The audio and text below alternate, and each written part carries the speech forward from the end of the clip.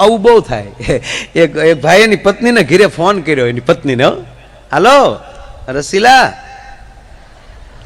બોલો ને શું છે? કે મમ્મી આવે છે 8 દિવસ રોકાવા માટે.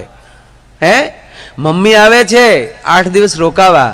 અરે વેકેશન છે, છોકરાઓ સાથે બહાર ફરવા જવાનું હોય, અને મમ્મીનું ધ્યાન રાખવાનું કે છોકરાઓ સાથે ફરવાનું? મમ્મીને આજે જ ટાઈમ મળ્યો, મહેરબાની કરીને કહેજો મમ્મી હમણાં ના આવે, અહીં મારે કેટલું કામ હોય, મારે મમ્મીનું ધ્યાન રાખવાનું કે ઘરનું ધ્યાન રાખવાનું? એટલે બોલે ધીમે દિન કીધું, મારા નહીં તારા. અચ્છા, મમ્મા આવે છે? માળીની આખી ગાય ફરી ગઈ. મમ્મા તો સેટ થઈ જાય આપણી સાથે રાકેશ. મમ્મા તો છોકરાને કેવા સરસ રાખે.